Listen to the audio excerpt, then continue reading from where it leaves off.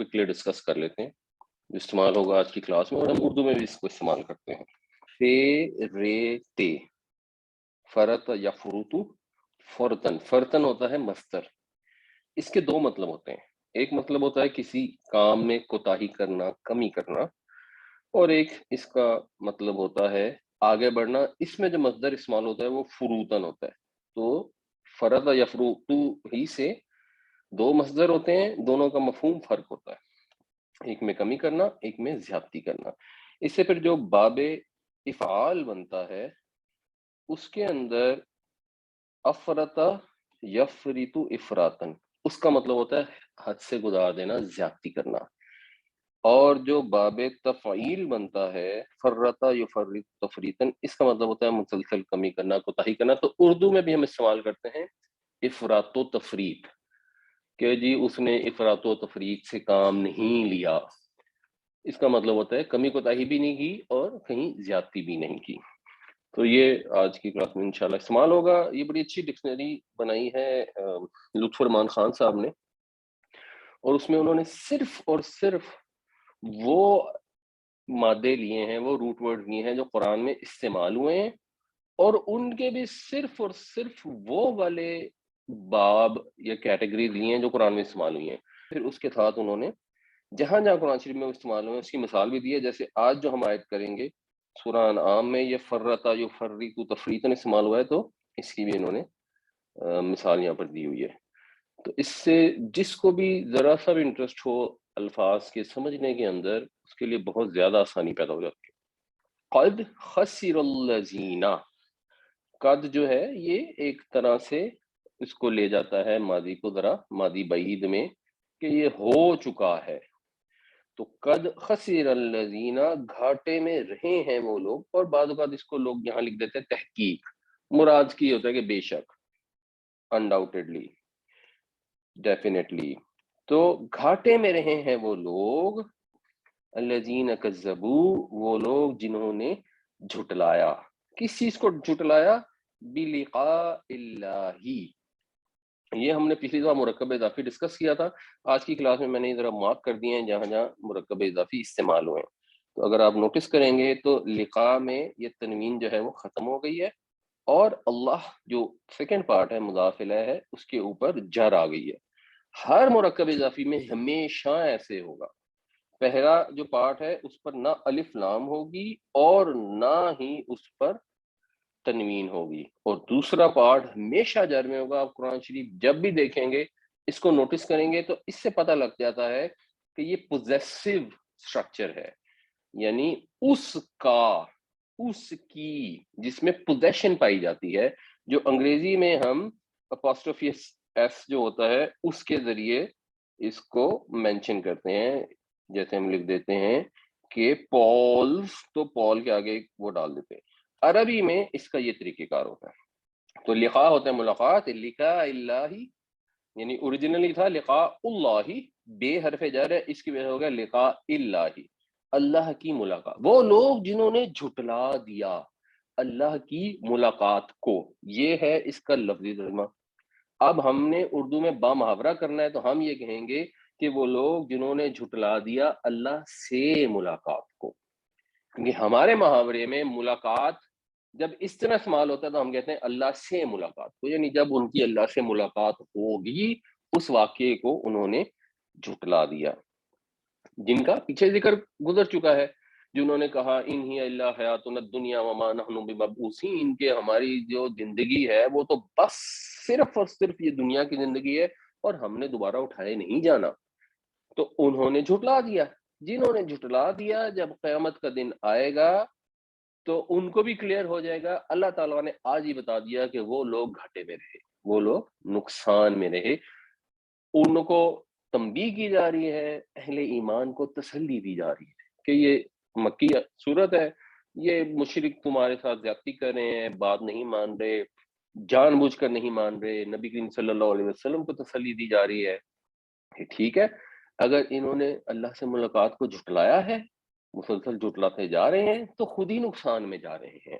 हत्ता, यहाँ तक के, इज़ा जब, जाअत हुम, जाआ वो आया, जाअत वो मुअन्नस आई, हम उनके बाद, यहाँ तक कि आ गई उनके पास। और इज़ा जब है तो इसकी वजह से एक्चुअली फिर हम इसका ट्रांसलेशन मुस्तकबिल में करते हैं, यहाँ तक कि आप पहुंचेगी उनके पास अस्साअतु, साअत घड़ी, जब उनके पास वो घड़ी आ पहुंचेगी, बहुततन अचानक, अचानक वो घड़ी आ पहुंचेगी। वो कौन सी घड़ी है जो अचानक आ पहुंचेगी? वो घड़ी बुनियादी तौर पर क़यामत है।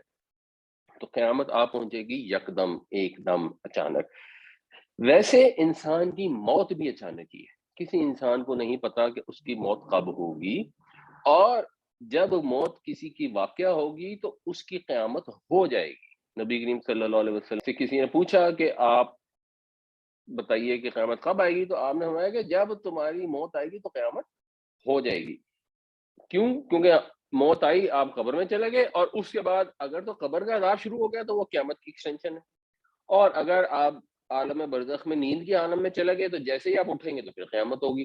तो जो बंदा फ़ौत हुआ, उसके लिए तो क़यामत शुरू होगी ना, उसका तो अमल का मौका ख़त्म हो गया। मगर जब ओवरऑल बात करेंगे तो शायद इससे मुराद, यहाँ पर अगर हम ट्रांसलेशन करनी है तो हम क़यामत की सेंस में ही करेंगे। यहाँ तक क्या पहुँचेगी वो घड़ी अचानक। अस्सा, क्योंकि अलिफ लाम है, ये इसको प्रॉपर नाउन बना देता है, तो इससे मुराद है किसी खास घड़ी की बात हो रही है, किसी खास टाइम की बात हो रही है। तो वो घड़ी अचानक आ पहुंचेगी, कालू, तो वो कहेंगे। कालू का मतलब वैसे तो होता है उन्होंने कहा, लेकिन यहाँ पर इज़ा की वजह से हो जाएगा, वो कहेंगे या हसरतना, हाय हमारी हसरत, हाय हमारी हसरत, अफ़सोस का जुमला है, तो हाय अफ़सोस। अच्छा, इसमें भी अगर आप नोटिस करें तो ये भी एक मुरक्कबे इज़ाफ़ी है। अरबी में जिसको हम कहते हैं प्रोनाउन, प्रोनाउन की 2 फ़ॉर्म्स होती हैं कॉमन। एक फ़ॉर्म होती है जिसको ज़मीर फ़ाइली कहते हैं, ये रफ़ा की फ़ॉर्म में होती है, हुआ, हुम, अंत, अंतुम, अना, नहनु। वो सब, तू, तुम सब, मैं और हम। इसी की एक दूसरी फ़ॉर्म होती है जो नस्ब या जर के मौका पर यूज़ की जाती है। तो जैसे रब्बुहु, उसका रब। ये हुम कॉमन है वैसे, रब्बुहुम उनका रब, रब्बुका, रब्बुकुम, रब्बी और रब्बुना, रब्बुना हमारा रब। तो ये जो फॉर्म होती है, ये नस्ब या जर्म में अगर मौके पे आएगी तो ये फॉर्म इस्तेमाल, इसलिए मुरक्कब इज़ाफ़ी में जब भी प्रोनाउन मुज़ाफ़ इलैह बनकर सेकंड पार्ट बनकर आएगा तो हमेशा ये वाली फॉर्म यूज़ होगी। कभी भी ये नहीं होगा बिलिकाई हुआ, ये होगा बिलिकाइही। तो या हसरतना, हमारी हसरत, ये भी पॉजेसिव नाउन है। ए अफसोस, हाय अफसोस, औला, उस चीज पर, मा फर्रतना, बाबे तफील जो है वो कमी कोताही के मानों में, जो हमने कोताही की। फीहा, इसमें, हा जो है ये मुन्नस है, और हा से मुराद बेसिकली या तो ये है और या ये है। यानी इस मामले में, क़यामत के मामले में, अल्लाह से मुलाकात के मामले में जो हमने कोताही की, इस दिन की तैयारी के मामले में जो हमने कोताही की, उस पर अफसोस। वहुम यहमिलूना, और वो, हम हमल का मतलब है उठाना, बोझ उठाना, और वो उठाए हुए होंगे, औजारहुम, विज़र कहते हैं बोझ को, इसी से लफ्ज़ बना है वज़ीर, जो बादशाह के साथ उसका बोझ बाँटता है, वो वज़ीर होता है। मिनिस्टर जो हमारे यहाँ भी जो वज़ीर होते हैं। तो वो उठाए हुए होंगे, औज़ारहुम, अपने बोझ। अब इसके अंदर भी अगर आप दोबारा देखेंगे तो यहाँ पर तनवीन नहीं है, और ये हुम जर में है, और ज़बर इसलिए आ गई क्योंकि ये इसका मफ़ऊल है, ये फ़ेल है और ये मफ़ऊल है, तो मफ़ऊल नस्ब में होता है। यहमिलूना औज़ारहुम अला ज़ुहूरिहिम, अला हर्फ़ जार है तो ये रे पे जार आ गई, अपनी पीठों पर, वो अपने बोझ अपनी पीठों पर उठाए हुए होंगे। इसका क्या मतलब हुआ कि जो उन्होंने गुनाह किए, जब उस दिन के आने का यकीन नहीं था, या मालूम तो था और जानबूझकर झुठला दिया, तो क्यों झुठलाया था? इसलिए झुठलाया था कि अपनी ख्वाहिश नफ्स को फॉलो करना था, जो दिल चाहता था वैसे करना था, जैसे चाहो जिए वाला काम करना था। तो जाहिर सी बात है, जब उस दिन की परवाह नहीं की आपने, चाहे उसको دل سے جھٹلا دیا، چاہے زبانی جھٹلا دیا، چاہے عمل سے جھٹلا دیا، جب اس دن کی پرواہ نہیں کریں گے آپ، تو پھر جو چاہے گا کریں گے، اور جو چاہے گا کریں گے اس میں بہت سارے کام غلط ہوں گے اور گناہ ہوں گے، اور وہ جو گناہ ہوں گے ان کا بوجھ انسان اپنے ساتھ لے کر جائے گا، اور اس وقت اپنی کمروں پر، اپنی پیٹھوں پر وہ بوجھ اٹھائے ہوئے ہوں گے۔ اب وہ بوجھ کیسے اٹھائے ہوئے ہوں گے؟ ایک تو محاورتاً ہمیں سمجھ آ رہی ہے کہ انہوں نے اپنی پیٹھ پر اپنے گناہوں کا بوجھ اٹھایا ہوگا، محاورے میں اس کا مطلب یہ ہے کہ اب اس کا انجام انہیں بھگتنا پڑے گا، اور ویسے قیامت کا دن ہوگا، ہمیں اس کے متعلق معلوم نہیں ہے، ہم امیجن بھی نہیں کر سکتے کہ ایگزیکٹلی کیسا دن ہوگا۔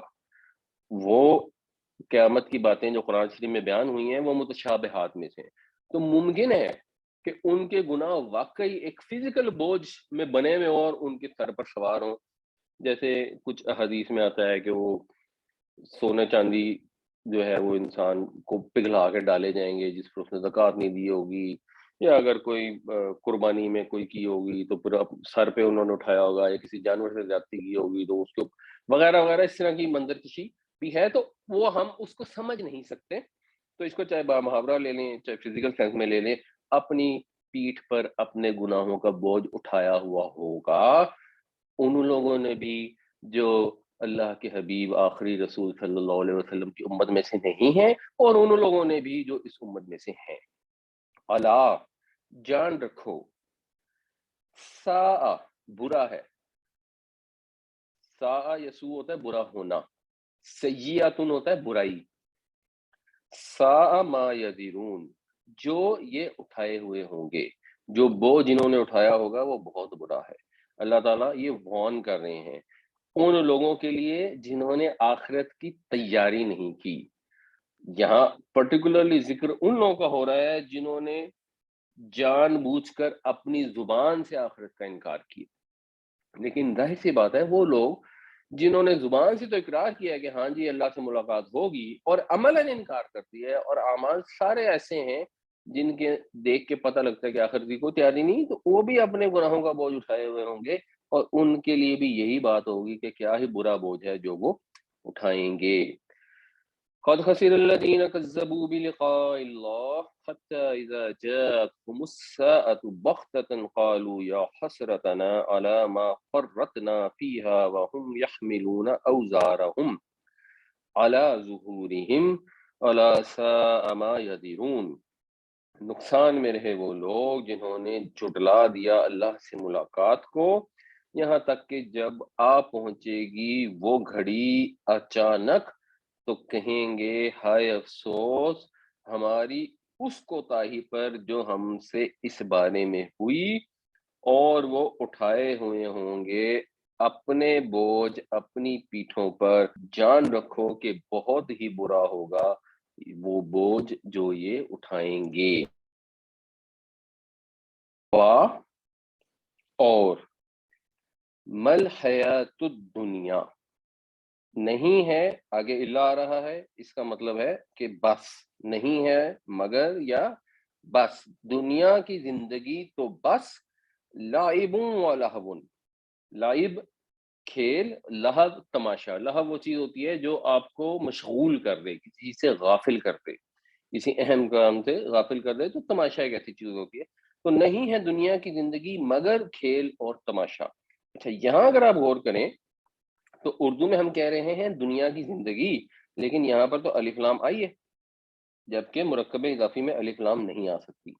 تو سمجھنے والی چیز یہ ہے کہ اردو میں ہم محاورہ اردو کا استعمال کرتے ہوئے اس کو کہہ رہے ہیں دنیا کی زندگی، عربی میں یہ مرکب توصیفی ہے، الحیات زندگی، الدنیا اس کی صفت ہے، دنیوی زندگی، قریب کی زندگی، قریبی زندگی، اور اردو میں ہوتا ہے کہ جو موصوف ہے وہ بعد میں آتا ہے، ہم کہتے ہیں خوبصورت لڑکا، عربی میں کہیں گے ولد جمیل، جمیل بعد میں آئے گا، تو اردو میں ہم کہیں گے دنیوی زندگی، قریبی زندگی، عربی میں ہوگا الحیات الدنیا، اور با محاورہ ترجمہ پھر ہم کر دیتے ہیں دنیا کی زندگی۔ اور دنیا کی زندگی تو صرف اور صرف کھیل تماشا ہے، مطلب یہ کہ آخرت کے مقابلے میں وہ چیز جس سے یہ لوگ غافل ہو گئے ہیں، اور جب وہ غافل ہو گئے ہیں تو جو دنیا کی زندگی وہ انجوائے کر رہے ہیں، جس کو دنیا کا مال و متاع کہتے ہیں، وہ کیا ہے؟ وہ صرف کھیل تماشا ہے، اس کی تو کوئی حیثیت ہی نہیں ہے۔ اصل حیثیت تو آخرت کی زندگی کی ہے، اور جو دنیا کی زندگی ملی ہے یہ تو ایک مہلت ہے، اس مہلت کے اندر آپ نے آخرت کی زندگی کمانی ہے۔ تو جو لوگ تو اس کو کمانے میں صرف کر دیں گے وہ تو پھر دنیا میں دل نہیں لگائیں گے، اور جو لوگ آخرت کو اگنور کر دیں گے تو وہ دنیا کی زندگی میں کھیل تماشے کرتے رہیں گے، اور جب وہ دن آئے گا، جب پردہ اٹھا دیا جائے گا، تو اس وقت پھر کہیں گے ہائے افسوس اس چیز پر جو ہم نے کمیاں کوتاہیاں کی۔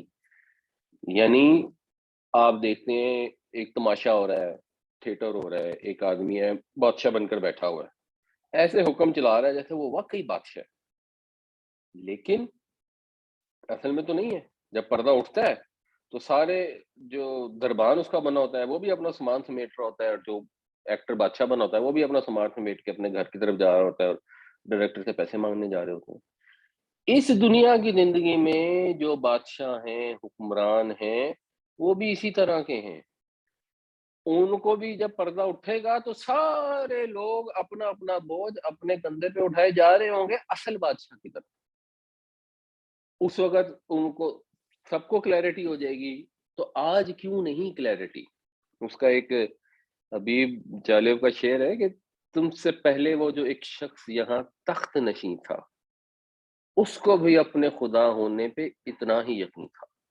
لوگوں کو اقتدار ملتا ہے، چاہے وہ پورے ملک کا مل جائے، چاہے ایک فیکٹری کا مل جائے، چاہے اپنے گھر کا مل جائے، اور لوگ آپے سے باہر ہو جاتے ہیں۔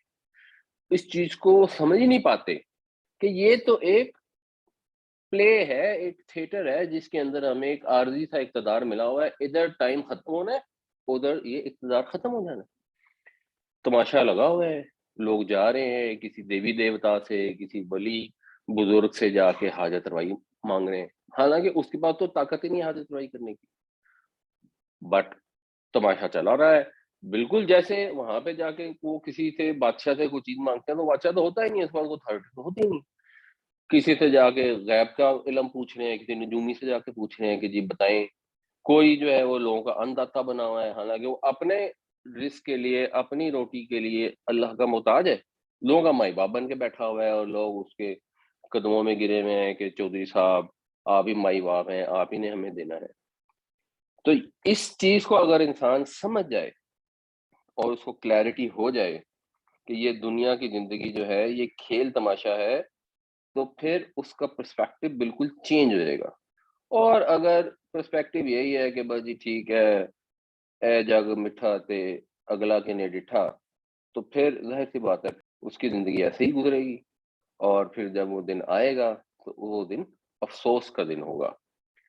وَلَدَّارُ الْآخِرَةُ، اور آخرت کا گھر۔ یہ دار الاخرہ جو ہے یہ بھی دیکھیں ایکچولی یہ تھا الدار الاخرہ، الدار کے ساتھ پھر جب لام لگا تو وہ ہو گیا لدار، یعنی اس میں بھی الف لام شامل ہے، تو یہ بھی مرکب اضافی نہیں ہے، یہ بھی آخرت کا گھر ہے، لفظی ترجمہ ہے اس کا آخری گھر۔ تو ہم اردو میں کر لیتے ہیں کہ جی آخرت کا گھر، دار آخرت، خیر للذین یتقون، ان لوگوں کے لیے بہتر ہے جو تقوی اختیار کرتے ہیں۔ افلا تعقلون، تو کیا تم عقل استعمال نہیں کرتے؟ کیا تم سمجھتے نہیں کہ یہ جو بھی بنے ہوئے ہیں یہاں پر تمہارے منداتا مائی باپ، ان کی کوئی حیثیت نہیں ہے، صرف اور صرف اللہ تعالیٰ ہے جس کا اقتدار دنیا میں بھی ہے اور آخرت میں بھی ہوگا۔ کیوں اس دنیا کی زندگی کے اندر محو ہو گئے ہو اور آخرت کے دن کو بھلا دیا ہے؟ اگر بھلائی رکھو گے تو اللہ تعالیٰ نے ہدایت نازل فرمانی تھی، اللہ نے ہدایت نازل فرما دی، اور ہمارے پیارے پاک نبی صلی اللہ علیہ وسلم نے جو امیجن کی جا سکتی ہیں تکلیفیں وہ اٹھا لیں، اور ہموں تک اب اللہ کا پیغام پہنچا دیا، اس کا آپ نے اہتمام فرمایا اللہ کے حکم کے مطابق، اللہ کے اذن سے، کہ وہ ہمارے تک آج بالکل محفوظ حالت میں پہنچا ہوا ہے۔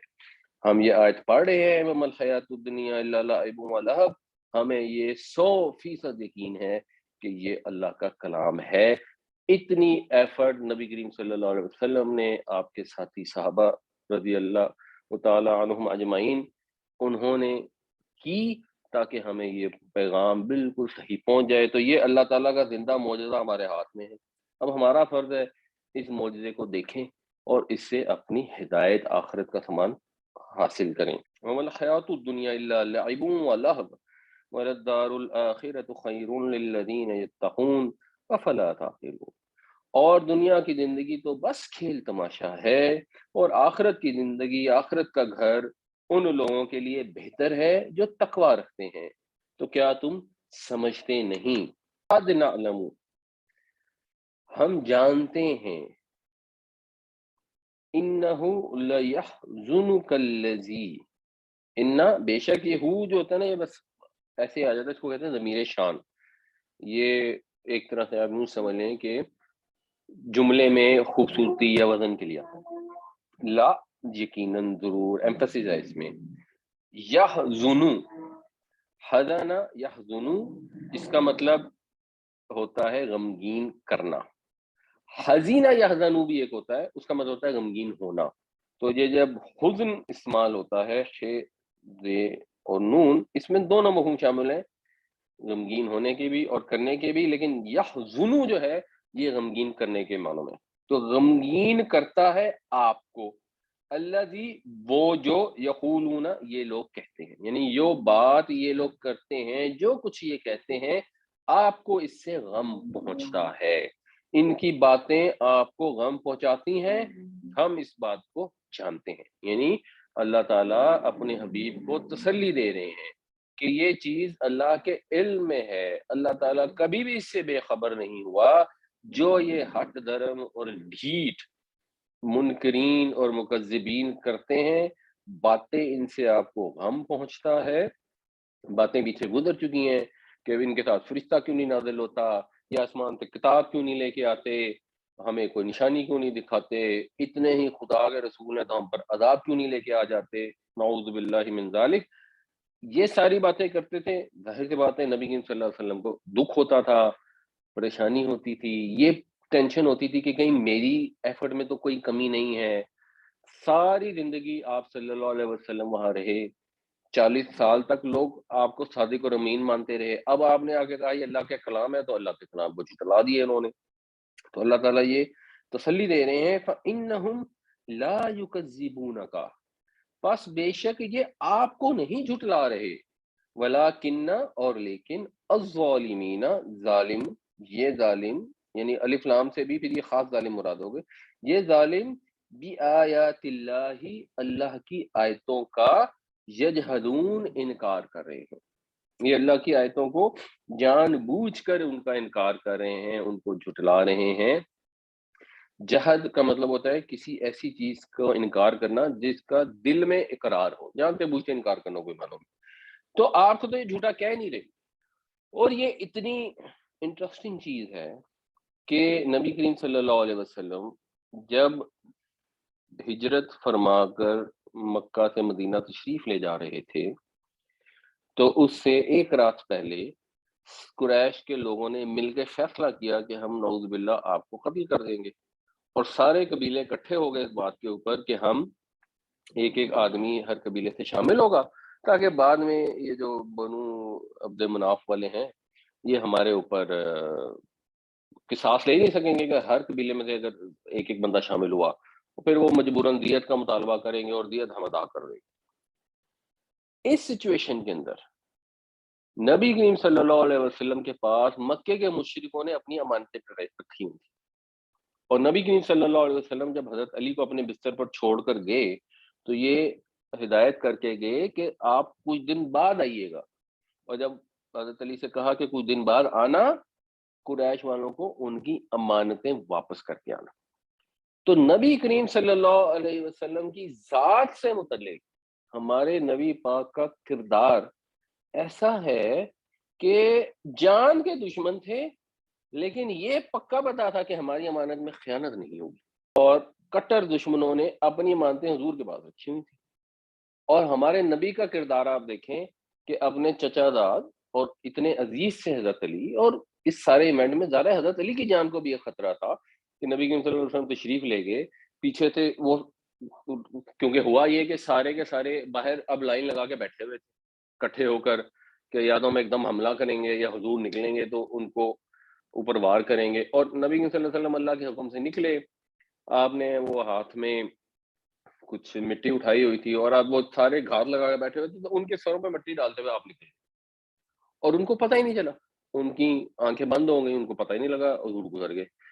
جب صبح ہوئی اور حضرت علی باہر نکلے تو ظاہر سی بات ہے وہ ہڑبڑا گئے اور پریشان بھی اور غصے میں بھی آئے، اور جب وہ غصے میں آئے تو حضرت علی کو بھی نقصان پہنچا سکتے تھے، تو یہ رسک بھی حضور نے لیا اور اپنے اتنے عزیز چچا داد بھائی کو جنہوں نے آپ کے ہاں ہی پرورش پائی تھی، یعنی حضرت ابو طالب کے ہاں نبی کریم صلی اللہ علیہ وسلم نے پرورش پائی، اور پھر حضرت ابو طالب کے بیٹے حضرت علی کو حضور نے پرورش کی اپنے گھر کے اندر، تو اتنے عزیز چچا زاد کو بھی رسک میں ڈال گئے کہ قریش کی امانتیں ان کو واپس دے دینا، صحیح صحیح کس کو کیا، یہ ہے ہمارے نبی پاک صلی اللہ علیہ وسلم کا کردار۔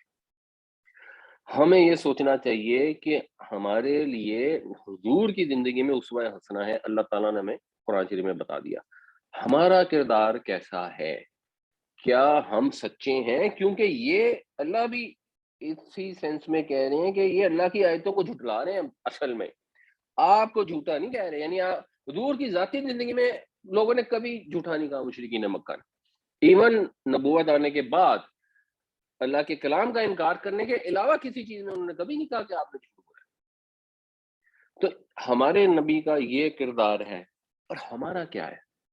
آپ اگر کہیں سروے کرائیں گے نا اور چیک کریں گے کہ جی حضور سے محبت میں دنیا کے لوگ کہاں سب سے زیادہ ہیں، تو ہو سکتا ہے پاکستان کا نام نکلے کہ پاکستانی جو ہے نا یہ تو نبی کریم صلی اللہ علیہ وسلم کی محبت میں دیوانے ہیں۔ اور اگر آپ یہ بھی سروے کریں کہ کردار کے لحاظ سے نبی کریم صلی اللہ علیہ وسلم کی امانت اور دیانت اور سچائی کے لحاظ سے کہاں پہ آپ کے فالوور ہیں، کہاں ہیں وہ لوگ جو حضور کی ایمانداری کی طرح سے ایمانداری دکھاتے ہیں، نبی کریم صلی اللہ علیہ وسلم کی سچائی کی طرح سچے ہیں، تو شاید پاکستان اگر سروے ہوگا تو شاید نچلے ترین لوگوں میں ہمارا نام ہوگا۔ اس کا مطلب یہ ہے کہ ہم حضور سے محبت نہیں کرتے، محبت کا دعویٰ کرتے ہیں۔ اگر سچی محبت ہوتی تو اللہ تعالیٰ نے یہ گائیڈ لائن ہمیں دے دی ہے، ان کنتم تحبون اللہ فاتبعونی، اے نبی صلی اللہ علیہ وسلم سے کہہ دیجئے اگر تم اللہ سے محبت کرتے ہو، مطلب یہ محبت کا دعویٰ کرتے ہو، تو میری پیروی کرو۔ جس کو حضور سے اور اللہ پاک سے محبت کا دعویٰ ہے اس دعوے کا ثبوت سادہ ہے، جیسے جیسے ہمارے نبی صلی اللہ علیہ وسلم زندگی گزاری ویسے گزار۔ پھر ممکن نہیں ہے کہ ایک آدمی حضور سے محبت کرتا ہو اور دوائیوں میں ملاوٹ کرتا ہو جن کے استعمال سے لوگ مر جائیں، مرچوں کے اندر اینٹیں پیس کے ڈالتا ہو، لوگوں سے ڈھیٹ اور بے شرم طریقے سے رشوت مانگتا ہو، یہ ممکن نہیں، پاسبل ہی نہیں۔ کیسے ہو سکتا ہے ایک آدمی نبی سے محبت کرتا ہو اور کسی کے اوپر ظلم کر سکے؟ That is impossible.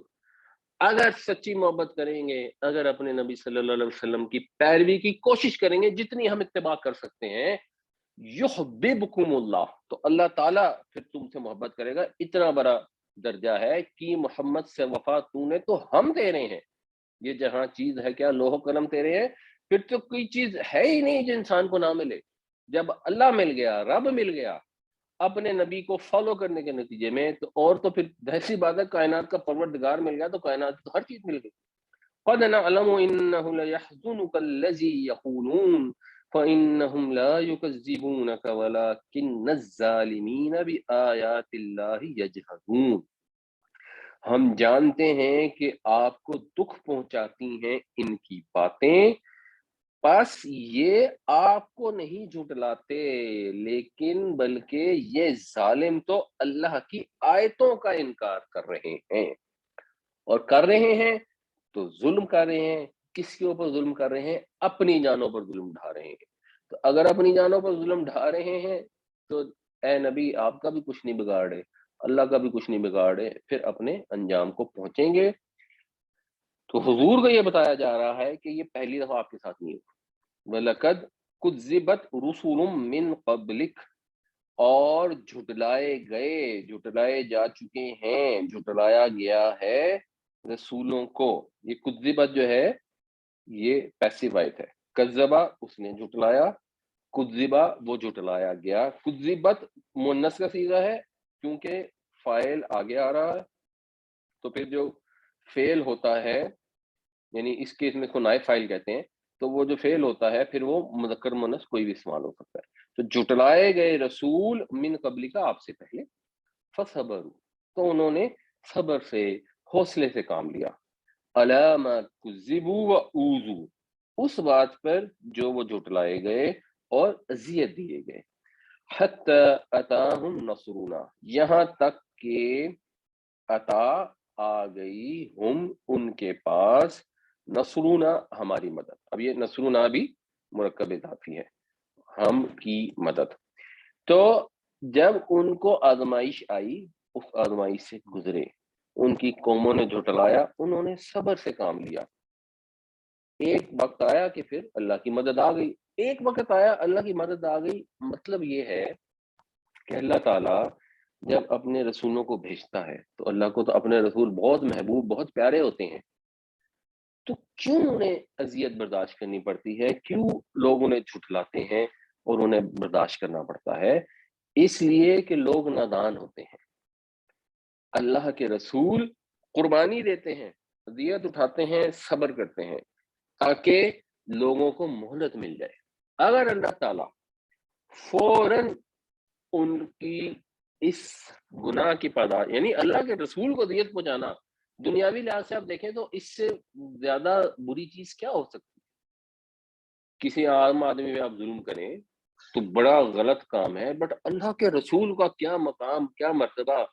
ہمیں تو حکم دیا گیا کہ نبی کریم صلی اللہ علیہ وسلم کی مجلس میں اونچی آواز سے بات تک نہیں کرنی، اور یہ مشرکین ہیں، اور جو طائف کا واقعہ ہوا ہے اور ہمارے پیارے نبی پہ پتھر برسا رہے ہیں اور آپ کے جوتے خون سے بھر گئے ہیں، تو اللہ تعالیٰ نے ان کو مہلت دی ہوئی ہے اس لیے کہ ان کو اوپر اتمام حجت ہو جائے، جس کے بھی ان میں سے سنبھلنے کا چانس ہو اس کو ایک چانس مل جائے۔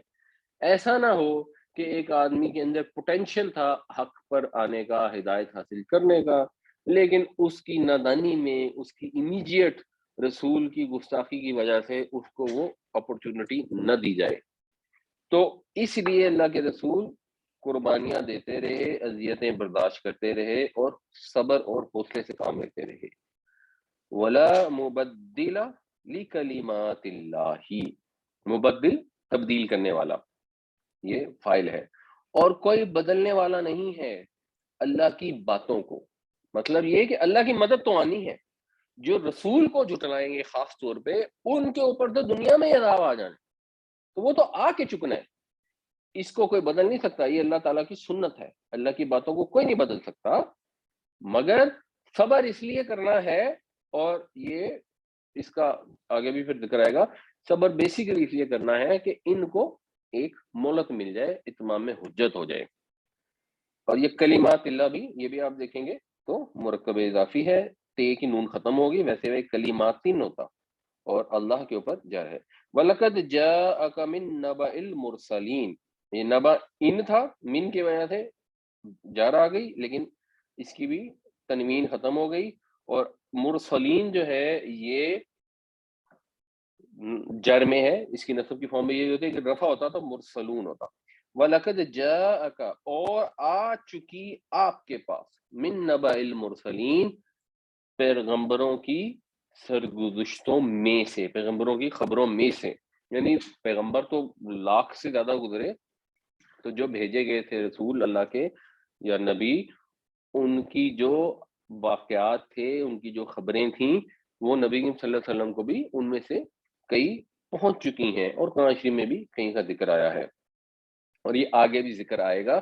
قریش کو اب ادھر توجہ دلائی جائے گی کہ جو تم مانگ رہے ہو نا کہ کو نشانی دکھاؤ، نشانی دکھاؤ، تو یہ دیکھو یہ قومیں تھیں جنہوں نے نشانیاں مانگی، اور جن کو ان میں سے نشانی دکھا دی گئی، مثلا حضرت صلی اللہ علیہ السلام کی قوم تھی جس میں اونٹنی کی نشانی آئی تھی، تو پھر عذاب ہی آ کے رہا، پھر اور ان کا کوئی آپشن نہیں تھا۔ وَلَقَدْ كُذِّبَتْ رُسُلٌ مِّن قَبْلِكَ فَصَبَرُوا عَلَىٰ مَا كُذِّبُوا وَأُوذُوا حَتَّىٰ أَتَاهُمْ نَصْرُنَا۔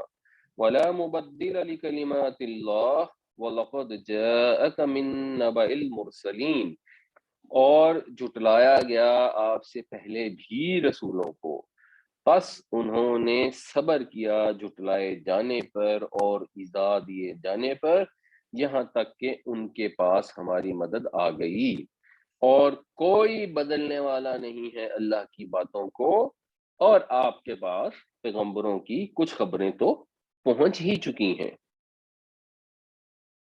وا، اور، ان، اگر، کانا، ہے، کبورا، بھاری، گراں، علیکا، آپ کے اوپر، اعراضہم، ان کا اعراض، ان کا آپ کی بات کو نہ سننا، آپ سے منہ پھیر لینا، آپ کو اگنور کر دینا، آپ سے ایسے نامعقول مطالبے کرنا کہ اچھا جی اگر آپ فرشتہ لائیں گے یا آسمان سے کتاب اتاریں گے تو ہم مانیں گے، ورنہ ہم نہیں مانتے، ہم آپ کی بات نہیں سنتے۔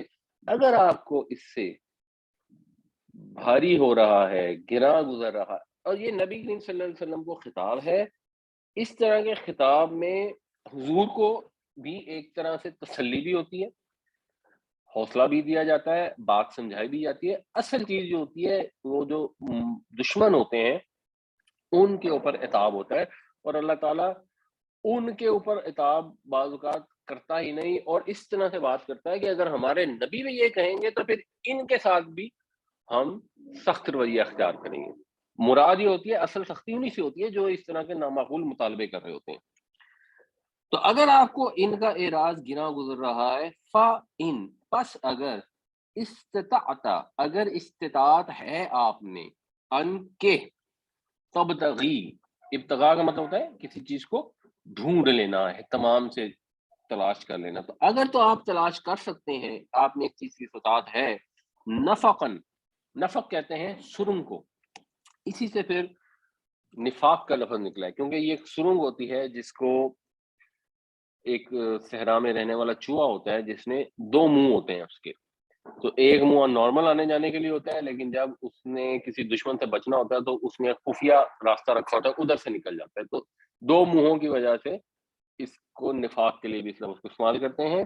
اور سرنگ میں ظاہر ہے سوراخ ہوتا ہے، تو سوراخ سے یہ لفظ انفاق کے لیے بھی آیا ہے کہ مثال کے طور پہ آپ نے اپنی دولت کسی بورے میں ڈال کے رکھی ہوئی ہے، آپ اس میں سوراخ کریں اور اس میں سے پیسے نکالیں، اللہ کی راہ میں خرچ کریں، تو اس کو انفاق کہتے ہیں۔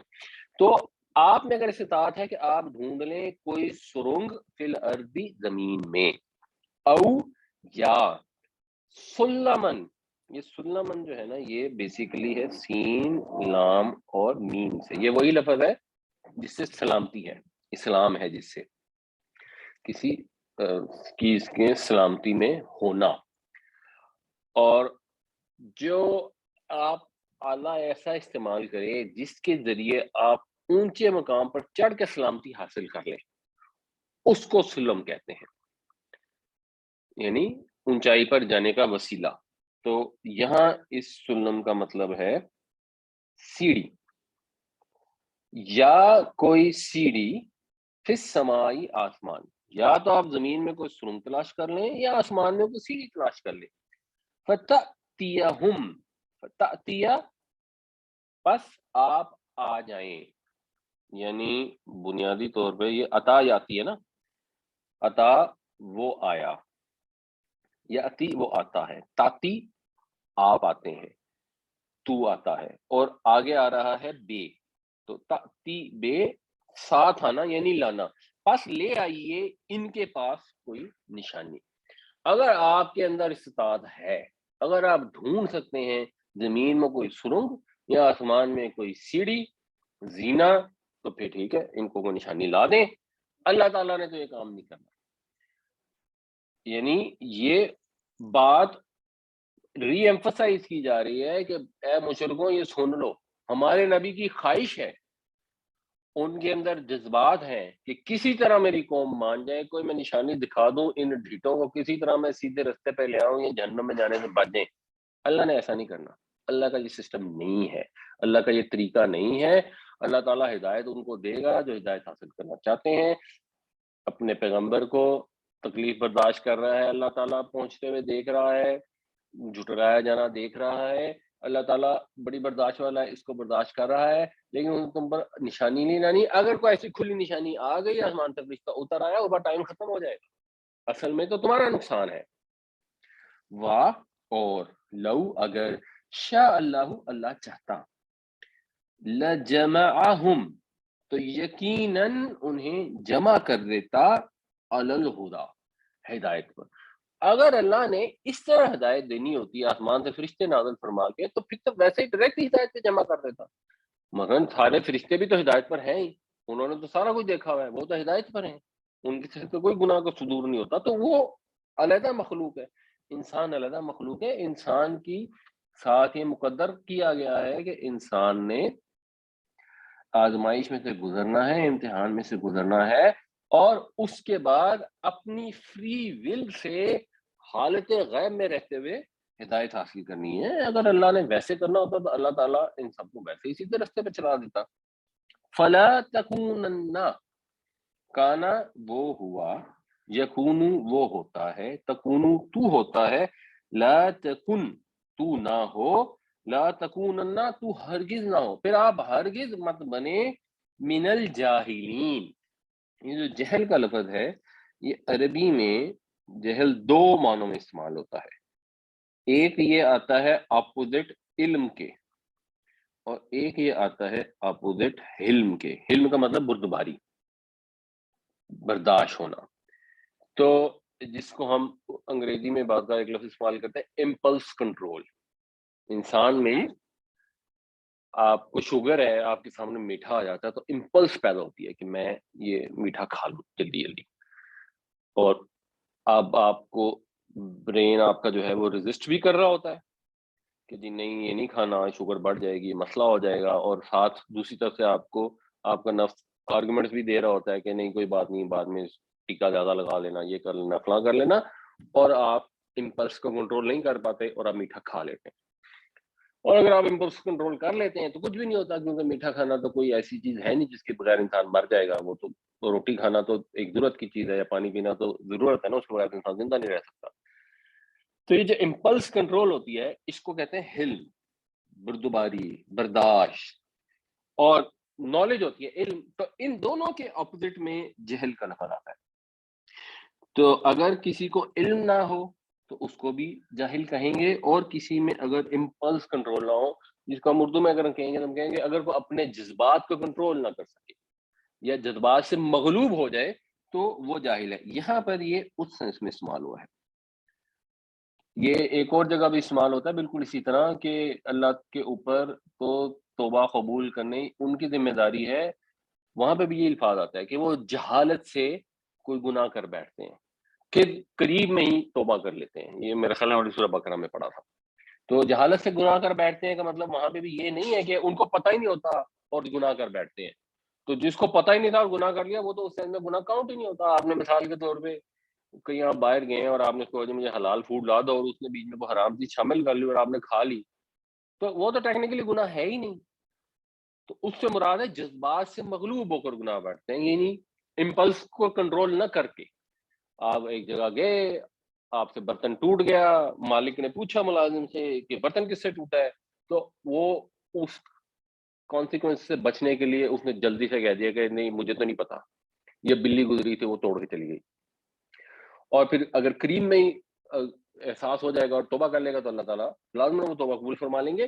لیکن یہ جو بلی گزر گئی کی، یہ جذبات سے مغلوب ہو کر انسان کام کرتا ہے، کوئی بھی غلط کام کرتا ہے۔ اگر اس کو شراب کی عادت تھی، اب اس نے چھوڑ دی ہے، پھر ایک دم کہیں کسی نے آفر کر دی اور وہ جذبات کو قابو نہ رکھ سکا اور اس نے شراب پی لی، جھوٹ بول دیا، غیبت کر دی۔ بعض اوقات ہمیں بہت دور سے غیبت کرنے کی ٹیمپٹیشن ہو رہی ہوتی ہے، بس نہیں چل رہا ہوتا، اور اگر آپ بعض اوقات جذبات سے مغلوب ہو کر کر بھی دیتے ہیں تو یہ اس سینس میں۔ تو آپ جذبات سے مغلوب ہونے والوں میں نہ بنے۔ کیوں نہ بنے؟ کیونکہ یہ جو آپ کے جذبات ہیں، اور نبی کریم صلی اللہ علیہ وسلم کی جو جذبات ہیں، جذبات تو بہت اچھے تھے۔ بنیاد اس کی کیا تھی کہ میری قوم ایمان لے آئے، عذاب الہی سے بچ جائے۔ یہ جذبہ جو ہے نبی کی رحمت کی دلیل ہے، اور نبی کی حق کے ساتھ محبت کو بھی شو کرتا ہے، مگر یہ اس حد تک جذبہ، ایون رسول میں بھی جذبہ اس حد تک ہونا چاہیے کہ وہ اللہ کی سنت کے حد تک ہو، اس سے میچ کرتا ہو.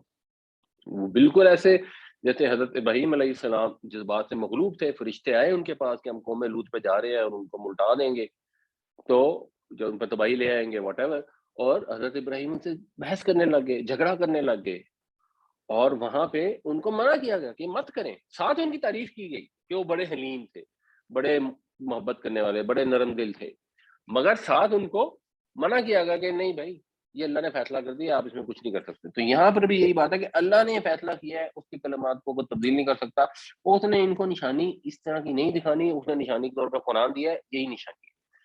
اب قریش مکہ کو اور نشانی نہیں دکھائی جائے گی، اگر دکھائی جائے گی تو الٹا عذاب آ جائے گا. تو آپ اس جذبے میں، ان کی محبت میں، حق کی غیرت میں آپ حد سے آگے نہ بڑھیں. اور یہ چیز قرآن شریف میں جگہ جگہ آئے گی. جب بھی نبی کریم صلی اللہ علیہ وسلم ایک ایسا کام کرتے تھے جو مثلا عام انسان کے لیے تو شاید وہ ڈیزائربل یا اس میں کوئی ایشو نہ ہو، حضور کی ذات کیونکہ اتنی اسپیشل ہے تو وہاں پر اللہ تعالیٰ منع فرما دیتے تھے. وَإِن كَانَ كَبُرَ عَلَيْكَ إِعْرَاضُهُمْ فَإِنِ اسْتَطَعْتَ أَن تَبْتَغِيَ نَفَقًا فِي الْأَرْضِ أَوْ سُلَّمًا فِي السَّمَاءِ فَتَأْتِيَهُم بِآيَةٍ وَلَوْ شَاءَ اللَّهُ لَجَمَعَهُمْ عَلَى الْهُدَىٰ فَلَا تَكُونَنَّ مِنَ الْجَاهِلِينَ. اور اگر آپ پر گراں گزر رہا ہے ان کا اعراض، تو آپ اگر استطاعت رکھتے ہیں کہ ڈھونڈ لیں کوئی سرنگ زمین میں یا کوئی سیڑھی آسمان میں، تو لا دیں ان کو نشانی کوئی. اور اگر اللہ چاہتا تو ان سب کو ہدایت پر جمع کر دیتا. تو آپ جذبات سے مغلوب ہونے والوں میں نہ بنیں. انما اس کا مطلب یہ ہوتا ہے بس. یستجیب الذین یسمعون، جابا یہ جمہور سے جو باب فعال ہوتا ہے نا ایجابا، اس کا مطلب ہوتا ہے جواب دینا، اور جو باب استفعال ہے اس کا مطلب ہوتا ہے بات ماننا یا بات ماننے کو ضروری سمجھنا، استجابا. تو اور مستجاب الدعوات ہوتا ہے جس کی پکار مانی جاتی ہے، قبول کر لی جاتی ہے. انما یستجیب الذین، بات تو صرف وہ لوگ مانتے ہیں یا بات تو صرف وہ لوگ مانیں گے یسمعون، جو سنتے ہیں. یعنی سننا دو طرح سے ہوتا ہے نا، ایک تو ہے کہ آپ کو کسی نے کو بات کہی کہ ایسا کر دو، آپ نے سنی اور اس پر عمل کرنے کا آپ کا ارادہ ہے. آپ نے سنی اس سینس میں کہ میں غور سے سنوں یہ کیا کہہ رہا ہے، اور اگر مجھے لاجیکل بات لگ رہی ہے تو میں اس پر عمل کروں. اور ایک یہ ہے کہ آپ سنی اس طرح ہے کہ سنی انسنی کر رہے ہیں، آپ نے پہلے سے طے کیا ہوا ہے کہ اس کی بات تو میں نے ماننی ہے پریکٹیکلی، یعنی سننی نہیں ہے، سمجھنی نہیں ہے. تو بات تو وہ لوگ مانیں گے جو سنتے سمجھتے ہیں. اچھا، اب جو لوگ نہیں سنتے سمجھتے ہیں وہ کون ہے؟ حق بات اگر سنائی جا رہی ہو اور وہ سننے کو تیار نہ ہو، تو بنیادی طور پر وہ لوگ ایسے ہیں جن کے دل مردہ ہو چکے ہیں. تو وہ لوگ ہیں مردہ. وہ یہاں پہ یہ مفہوم ایک طرح سے محذوف ہے، اور آگے وہاں سے بات شروع ہو رہی ہے. اور یہ ایک خوبصورت اسلوب ہے. اس کی نا مثالیں ہماری زبان میں نا بڑی کم ہوتی ہیں اور اچھی مثالیں کو ہے نہیں، بٹ مثال کے طور پہ غالب کا شعر ہے کہ مغز کو باغ میں نہ جانے دو، ناحق پروانے کا خون ہوگا. مغز کہتے ہیں یا مغز شہد کی مکھی کو. تو شہد کی مکھی کو باغ میں نہ جانے دو، کیونکہ وہ باغ میں جائے گی، وہاں سے پھولوں کا رس چوسے گی، اس سے شہد بھی بنائے گی اور اس سے موم بھی بنائے گی، آگے اس کے ذریعے سے چھتا بنائے گی. جب وہ چھتا بنے گا تو لوگ جب چھتے کو اتاریں گے تو شہد بھی حاصل کریں گے، موم بھی حاصل کریں گے، موم سے پھر موم بتی یا شمع بنے گی. تو شمع جب بنے گی تو جلے گی، اور جب جلے گی تو پروانہ آئے گا اور وہ مر جائے گی. تو مغز کو باغ میں نہ جانے دو، ناحق پروانے کا خون ہوگا. تو ایک بیچ میں وہ مفہوم موجود ہے جو تھوڑا سوچنا پڑتا ہے اور سمجھنا پڑتا ہے. اسی طرح یہاں پر یہ ہے کہ بات تو صرف وہی لوگ مانیں گے جو سنتے سمجھتے ہیں، اور جو نہیں سنتے سمجھتے وہ تو بنیادی طور پر مردے ہیں. اور جو مردے ہیں والموتا یبعثہم اللہ، اللہ ان کو اٹھا کھڑا کرے گا. یعنی پھر ایک دن تو آنا ہے جب سب مردوں نے اٹھ کر کھڑے ہونا ہے. تو وہ مردے بھی جو فزیکل مردے قبروں میں پڑے ہیں اٹھ کر کھڑے ہوں گے، اور یہ مردے بھی جو جان بوجھ کر بات نہیں سن رہے، اندھے بہرے بنے ہوئے ہیں، ان کو بھی اللہ تعالیٰ کھڑا کرے گا. ثم الیہ یرجعون، پھر وہ اسی کی طرف لوٹائے جائیں گے. تو آپ ان کے متعلق جذبات سے مغلوب نہ ہوں، ان کے ایمان کی آرزو میں، اور ایسے جذبات سے مغلوب نہ ہو کہ اللہ کی سنت آپ کی نگاہوں سے اوجھل ہو جائے۔ آپ ان کو دعوت دیتے رہیں، اگر یہ سننے سمجھنے والے ہوں گے، اگر ان کے دل زندہ ہوں گے، یہ قبول کر لیں گے۔ اگر یہ گونگے بہرے ڈھیٹ ہیں، جن کے دل مردہ ہو چکے ہیں، تو ان کو آپ اللہ کے حوالے کریں۔ قیامت والے دن اللہ تعالیٰ ان کو اٹھائے گا، یہ لوٹ کر اپنے رب کی طرف جائیں گے، وہاں پھر اللہ تعالیٰ ان کو اچھی طرح سے اس کا نتیجہ پہنچا دے گا جو انہوں نے غلط کام کیے ہیں، جو انہوں نے ڈھٹائی کا مظاہرہ کیا ہے۔ آپ ان کے اوپر غم نہ کریں۔ انما یستجیب الذین یسمعون والموتى یبعثهم اللہ ثم الیہ یرجعون۔ سننے سمجھنے والے لوگ ہی بات مانیں گے، اور رہے مردے تو اللہ تعالیٰ ان کو اٹھائے گا، پھر وہ اسی کی طرف لوٹائے جائیں گے۔ وقالو، اور کہتے ہیں، لو لا، کیوں نہیں، نزل علیہ، اس کے اوپر نازل، وہی بات جو آیت نمبر 8 میں بھی آئی تھی، لولا نزل علیہ آیۃ من ربہ، کیوں نہیں اتاری گئی اس کے اوپر کوئی نشانی اس کے رب کی طرف سے۔ قل، کہہ دیجئے، ان اللہ قادر، بے شک اللہ تعالی قادر ہے، علی ان ینزل آیۃ، اس چیز پر کہ وہ نازل کرے کوئی نشانی، کوئی نشانی اتار دے، وہ تو قادر ہے اس چیز پر۔ ولیکن اکثرہم لا یعلمون، لیکن اکثر لوگ جو ہیں وہ جانتے نہیں ہیں۔ اب یہ بھی وہی والی بات کہ کیا نہیں جانتے، جو ہم پہلے ڈسکس کر چکے ہیں، یہ اس کے اندر محذوف ہے، یعنی یہ جو نادان لوگ ہیں، یہ جو ڈھیٹ لوگ ہیں، یہ اس چیز کو نہیں جانتے کہ یہ نشانی جب ظاہر ہوگی تو اس کی کچھ کانسیکوینسز بھی ہیں۔ ان کے نزدیک تو یہ بس ایک کھیل تماشا ہے کہ چلو جی ایک فرشتہ اوپر سے نازل کر کے دکھا دیں۔ نہیں، اگر یہ نشانی آ گئی تو پھر یہ سب کو تباہ کر دے گی۔ یہ اللہ کی حکمت اور سنت کو نہیں جانتے کہ اللہ تعالیٰ نے نبیوں اور جھٹلانے والوں کے درمیان یہ طریقہ نہیں رکھا کہ وہ فوراً پکڑ لے، وہ ان کو مہلت دیتا ہے، ان پر خدا کی حجت پوری ہو جاتی ہے، جب اتمام حجت ہو جاتا ہے، حجت پوری ہو جاتی ہے، تب ان کو پکڑتا ہے۔ اور وہ یہ سمجھ رہے ہیں کہ پیغمبر علیہ السلام جو ہے جھوٹی دھمکی دے رہے ہیں یا اللہ کے ہاتھ بے بس ہیں، یہ نہیں جانتے اللہ تو قادر ہے۔ اور یہ لوگ اس رحمت کو نہیں جانتے جو اللہ کے رحمت اس ساری مہلت کے اندر پوشیدہ ہے کہ وہ اس سے فائدہ اٹھائیں۔ اللہ تعالیٰ رحمت میں سبقت کرتا ہے، غضب میں سبقت نہیں کرتا، وہ اپنے بندوں پر مہربان ہے، وہ توبہ کا دروازہ کھلا رکھتا ہے۔ بندے اس بات کو سمجھتے نہیں، اور اکثر اس بات کو نہیں سمجھتے، اور غلط فہمی میں مبتلا ہو جاتے ہیں کہ ہمیں جو ڈھیل ملی ہوئی ہے شاید اس کا مطلب ہے کہ ہم جو کر رہے ہیں وہ ٹھیک ہی کر رہے ہیں۔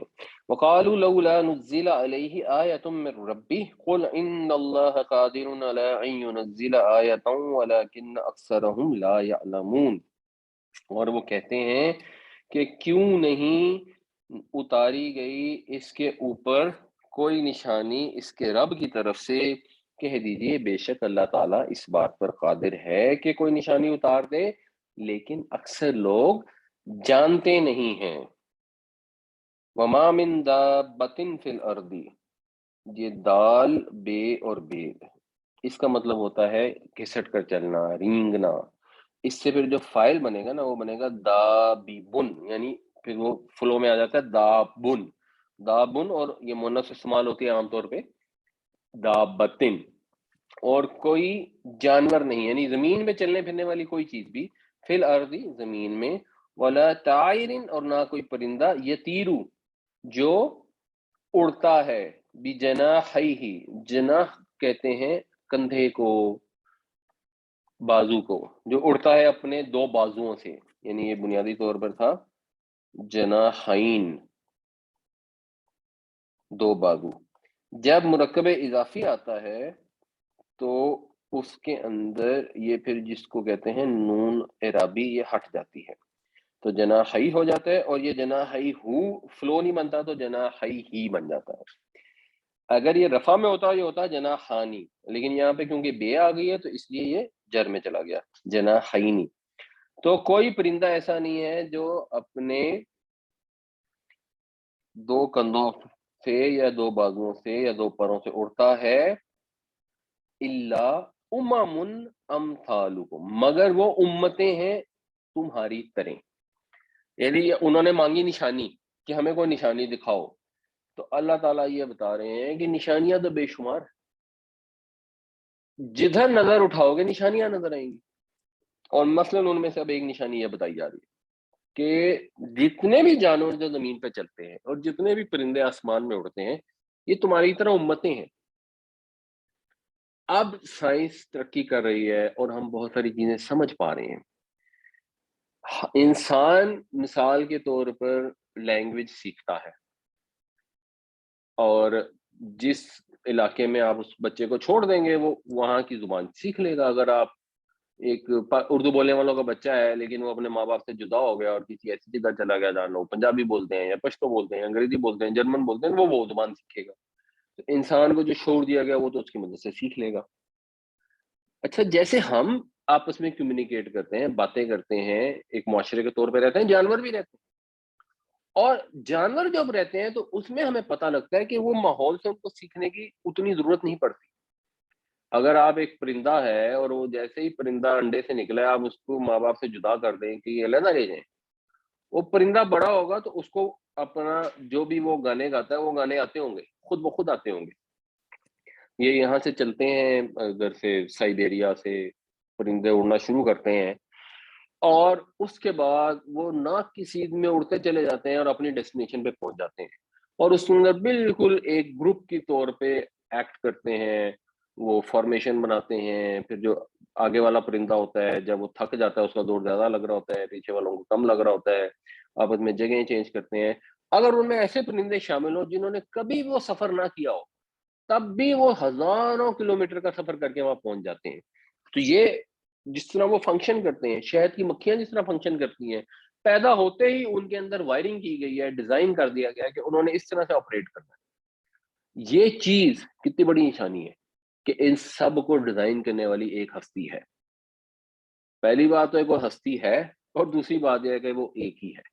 اتنی انٹریکیٹ ڈیزائننگ کہ ہر مخلوق میں ایک ہماری طرح کا سٹرکچر ہے. جیسے ہم ایک معاشرے کے طور پر، امت کے طور پر انسان رہتے ہیں، ویسے سب مخلوقات رہتی ہیں، چاہے کوئی زمین میں رینگ رہی ہو، چل پھر رہی ہو، چاہے آسمان میں اڑ رہی ہو. تو نشانی چاہیے تو اس نشانی کو دیکھ لو. ما فرطنا فی الکتاب من شیء، ہم نے نہیں کمی کی اس کتاب میں کسی چیز کی. مطلب یہ ہے کہ اگر کتاب سے مراد قرآن شریف لی جائے تو قرآن شریف میں ہم نے نشانیوں کی کمی تو نہیں چھوڑی. تمہارے ذات کے اندر نشانیاں بتائی ہیں، کائنات کے اندر نشانیاں بتائی ہیں، قرآن شریف خود ایک نشانی ہے. تو کوئی نشانیوں میں کمی نہیں چھوڑی جا. اب تمہیں آسمان تک رشتہ بھی اترنا نظر آنا چاہیے. ثم الی ربہم یحشرون، پھر یہ سب اپنے پروردگار کے حضور اکٹھے کیے جائیں گے. یعنی یہ جانور بھی اپنے پروردگار کے حضور اکٹھے ہوں گے وہاں پہ. ہو سکتا ہے ان کے ساتھ بھی کوئی ان کی نیکی بدی کے حساب سے کچھ معاملہ کیا جائے جتنی ان کی استطاعت ہے اور جتنا شعور ہے.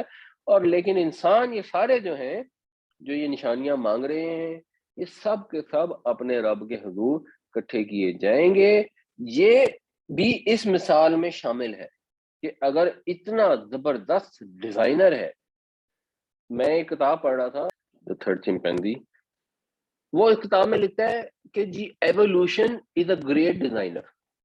یعنی جب انسان کی مت ماری جائے تو ایک ایوولوشن جو ایک کانسیپٹ ہے، یہ جو اندھی بہری ارتقاء کا عمل ہے ایوولوشن ہے، کہتے ہیں it is a great designer. ہم مخلوقات کا معائنہ کرتے ہیں، جانوروں کا انالیسس کرتے ہیں، ہمیں یہ پتہ لگتا ہے. یہ ہم کو سمجھ نہیں آ رہی کہ the Lord is the great designer, ایک ہستی ہے جس نے سارا کچھ کیا ہے.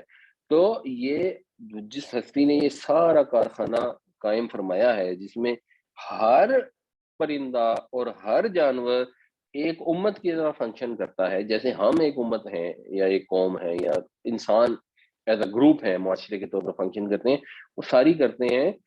تو کیا یہ سارا کچھ اس نے بے مقصد بنایا ہوگا، بغیر انجام کے بنایا ہوگا؟ نہیں، اس کا ایک مقصد ہے. اس کا مطلب ہے، یہ گواہی دے رہی ہے یہ کائنات کہ ایک دن آئے گا جس قادر کائنات نے، خالق کائنات نے دنیا بنائی ہے، جس نے اس میں اپنی رحمت کے یہ دسترخوان بچھائے ہیں، وہ ایک دن سب کو اکٹھا کرے گا اور ان کی نیکی بدی کو تولے گا. اور وہاں جس پر مثلاً ظلم ہوا ہوگا اس کو اس کی جزا ملے گی، اور جس نے ظلم کیا ہوگا اس کو اس کی جزا ملے گی۔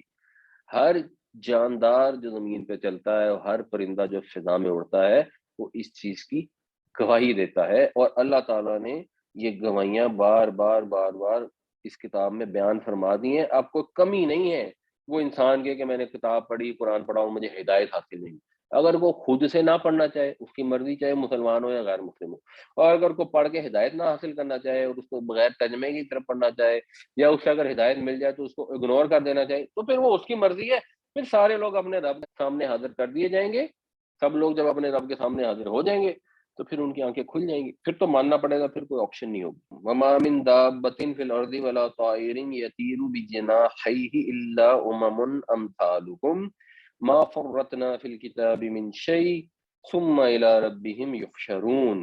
اور کوئی جانور نہیں ہے زمین میں، اور نہ کوئی پرندہ جو اڑتا ہو اپنے دونوں پروں سے، مگر وہ تمہاری ہی طرح امتیں ہیں، ہم نے کوئی کمی نہیں چھوڑی اس کتاب میں، پھر یہ سب اپنے پروردگار کے حضور اکٹھے کیے جائیں گے۔ یہ جو آپ نے آخری آیت پڑھی، اس سے کیا انڈیکیشن یہ ملتی ہے کہ جانوروں کا بھی حساب کتاب ہوگا، یا ان کو بھی ان کی اکاؤنٹیبلٹی بھی ہوگی قیامت کے دن، یا جو بھی وہ دن ہوگا آخرت کا؟ میرا ذاتی خیال ہے ویسے اس آیت سے اتنی زیادہ انڈیکیشن یہ نہیں ملتی۔ اس آیت سے انڈیکیشن، کیونکہ جس کنیکشن میں آ رہی ہے نا، کنیکشن یہ ہے کہ اللہ تعالیٰ نے اس کتاب میں ہدایت دینے میں، نشانیاں بتانے میں کوئی کسر نہیں چھوڑی۔ اب یہ لوگ جو پھر بھی نشانیوں کے مطالبے کر رہے ہیں، یہ بنیادی طور پر سمجھنا نہیں چاہتے، سننا نہیں چاہتے، اور یہ مردوں کی طرح ہیں، اور پھر ان مردوں کو قیامت والے دن اٹھایا جائے گا اور اپنے رب کے حضور پیش کیا جائے گا۔ بیسیکلی تو اس کا مطلب یہ بنتا ہے۔ کوئی ویسے اگر ریلیٹ کرنا چاہے کہ جانوروں کا بھی کوئی حساب کتاب ہو، تو کچھ حدیثوں میں آتا ہے کہ وہ ایک بغیر سینگ والی بکری اور سینگ والی بکری دونوں کو لایا جائے گا۔ اگر کسی نے کسی دوسری کو سینگ مارا ہوگا تو اس کو بھی الٹ کر دیا جائے گا، جس کا سینگ نہیں ہے سینگ پیدا کر دیا جائے گا کہ تو اس کو مار لے، اور پھر ان کو فنا کر دیا جائے گا۔ یہ کچھ حدیثوں میں آتا ہے، بٹ اس آیت میں پرٹیکولرلی اس کا ذرا نکال سکتے ہیں کھینچ تان کے مطلب، جیسے میں نے بھی تھوڑا شاید ذکر کر دیا، لیکن ایکچولی مطلب نکلتا نہیں، فلو کے اندر یہ ذکر انسانوں کے متعلق کی ہے۔ جی بہتر، جزاک اللہ خیر۔ کچھ دن پہلے میرے ایک دوست جو ہے نا جی، وہ کہتے ہیں کہ یہ جو ہے نا مسلمان اور یہ مومن یہ کچھ کاؤنٹ نہیں کرتا، بس مین چیز ہے ہیومینٹی ہونی چاہیے، بس آل ہیومن بینگز ایکول ہے جی۔ تو ایک وہ پوچھنا تھا آپ کا بھی اس کے بارے میں کیا ہے۔ میرے ذہن میں ایک آیا کہ جی ایک قرآن پاک کی آیت ہے جس میں کہ فنجعل المسلمین کالمجرمین ہے جی، لا یستوی اصحاب النار واصحاب الجنہ، کہ آج کا جس طرح آپ نے بتایا ہے، اور ویسے بھی ہمیں بار بار بتایا جاتا ہے مسلمان اور مجرم ایکول نہیں ہیں، اور اہل جنہ اور اہل جو ہیں اہل جنہ اور اہل نار جو ہیں وہ ایکول نہیں ہیں۔ لیکن سم ٹائم وہ جو ہے جی میں نے دیکھا ہے ہمارے ایون کچھ مسلمانوں میں بھی یہ کنفیوژن ہے کہ جی بس وہ ہیومینٹی ہونی چاہیے ایک ہیومن بینگ، باقی ریلیجن اسلام اس کی کوئی امپورٹنس نہیں ہے۔ اس کے بارے میں آپ کا بھی کوئی اگر کمنٹ ہو اس کے بارے میں؟ دیکھیں گے، یہ اس میں دو چیزیں ہیں، ایک چیز ہے ہیومینٹی اور ایک چیز ہے ایمان یا اسلام۔ سمجھنے والی چیز ہے کہ دونوں ضروری ہیں۔ پرابلم یہ آتی ہے، ایک ایکسٹریم وہ ہے جو کہتے ہیں کہ کوئی بات نہیں، ہم نماز پڑھیں نہ پڑھیں، مسلمان ہو نہ ہو، اگر آپ نے ہیومینٹی ہے، آپ نے چیریٹی کی ہے، خلق خدا کی خدمت کی ہے، تو بس آپ کو کامیابی حاصل ہوگی۔ دوسری ایکسٹریم وہ ہے جو کہتے ہیں کہ آپ لوگوں سے بدتمیزی کریں، لوگوں کے ساتھ ملاوٹ کریں، دھوکہ دیں، ظلم زیادتی کریں، لیکن آپ نے نبی کا کلمہ پڑھ لیا، آپ مسلمان ہیں، یا تو مسلمان اور مجرم تو برابر نہیں ہو سکتے۔ تو ایشو یہ ہے کہ وہ جو اسلام والا ہے مسلمین مجرمین کے برابر نہیں ہو سکتے، بالکل درست ہے یہ بات، لیکن مسلمین وہ ہیں جیسے مثلا نبی کریم صلی اللہ علیہ وسلم نے فرمایا کہ مسلمان وہ ہے جس کے ہاتھ اور زبان سے دوسرے محفوظ رہے۔ تو اگر کسی کے ہاتھ اور زبان سے دوسرے محفوظ نہیں ہے تو مسلمان ہے ہی نہیں۔